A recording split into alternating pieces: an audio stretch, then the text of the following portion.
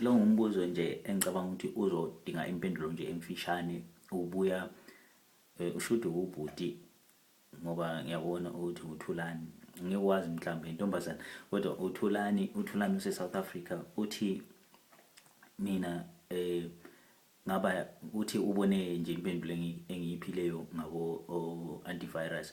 Uthi la wayne not on AntiVirus wasefaka yona i-AVG, so inothon akasayifuni kodwa yayikhona lapha yayivela phambili ekhompyutheni yakhe, wayidelete yaphuma kodwa lokhu imhlupha ivela. Ngenye into esixaka abantu abaningi ukudelete i-program elapha ku desktop lokuyi uninstalla into ezihlukileyo, ngoba ungaqaphela lapha ku desktop isikhathi esiningi vele ama program owabona lapha nama applications owabona ku desktop anokuyi arrow uncane ukuyiblonga phansi. Lokhana kusho ukuthi shortcut ukuthi ukwazi ukuthi uyithole kahle mawuziklickela ungazange uvule usiya phakathi ekhompyutheni yakho, yona ikhona ku computer kuma programs akho. I-program le ayiyanga ndawo, so ma udelete shortcut nje e-dustbin uthi program isale khona nje ayiyanga ndawo. So into ofanele uyenze ukuthi uye ku start, uye bususiya ku control panel, uye kuma programs uthi uninstall, uklik uninstall.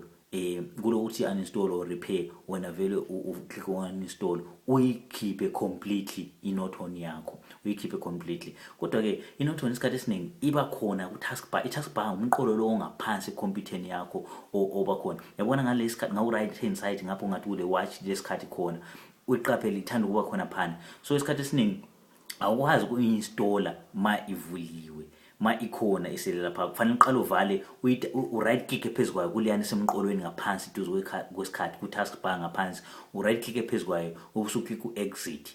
Ungaklik u-exit ke izokwenza ukuthi ukwazi ukuthi u-uninstall kahle, because ma i-on lokho it's like running, ma ilapha ku taskbar njengokuthi iyasebenza kunzima ukuthi u-uninstall iphume kahle ngokugcweleyo. So ukuthi ziphume kahle ngokugcweleyo uqala uye ku taskbar ngaphansi ku right hand side duze kwesikhathi uklik i-icon yayo inothon, uklik lokho i-arrow mangayiboni uklik lokho i-arrow okukhombe okuyi-chevron arrow okukhombe ku left, uklik khona kuzovulela wonke ama program akhona ku taskbar. Ubusu right click phezulu kwayo i-icon yenothon, i-icon yenothon ungayiklik phezulu kwayo izokubonisa into eziningi, ubusu sithi uklik u-exit. Ungaklik u-exit susiya ku start wenze lokho ngikutshela khona, uklik u-control panel, ungavula u-control panel uthi uninstall, usuyiklikha ke yona ukhiphe umeke sure ukuthi iphumile. Kuyasho ukuthi do you want maybe ukubuze lokuthi ufuna ukuyikhipha complete, ufuna ukuthi amanye ama files khona njani kunikeza ama warning angathize, uvele uyikhalale nje uyitshela ukuthi ukhiphe konke, uyikhala uyixoxe nje complete ivele iphume iphele ihambe. Ngoba into eyenzakalayo mawusunama software amabili ayenza into esifanayo yikho kwenza ukuthi kuya corrupt, asuke clashe, asuke izinkozi ezimbili esibayeni esi1 zizolwa vele. So akusuke clash ungasakwazi ukuthi ngoba nayo inothon nayo phela ufuna ukuthi yazi ukuthi khona izolokhu ukutshela ukuthi i-computer yakho infected kwathini ngoba phela la ifuna yaziwe. So uyikhiphe iphele iphume iphele ususala nayo le i-AVG yakho oyifunayo A1. Ngithemba ukuthi kuzokusiza, akusento nje vele ehluphayo, within 3 minutes nje uqedile and i-computer yakho yabe free. Ngeke usabona nje ama warning, ngeke usabona nje ama message amaningi aphopa apha lokho vele sithi awu-update ngalokho whatever, your computer might be at risk, ngeke usakubona.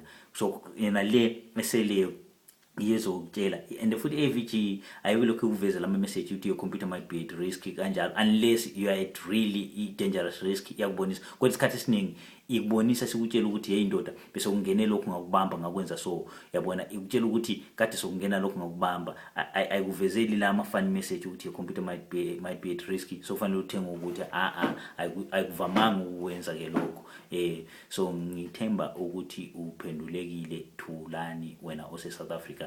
Bhalelani futhi kubuza thina@gmail.com libuze imibuzo. Ngiyajabula kakhulu maliphenduleka and i-feedback ngiyayithola laba kulabantu esimbaphendulile, labanye kade ngingaphenduli ibona bayabonga baphendulekile, ngoba masiphendula kanje suka siphendule labantu baningi abantu abasuka welo mbuzo ofana nowakho. So buzanini imibuzo yeni iphendula abaningi, nalowo mbuzo ofunayo ofihlile esifubeni awazi izasiza abanye abantu abayi-1000 kumbe abayi-1,000,000 abagcwele emhlabeni. Siyabonga.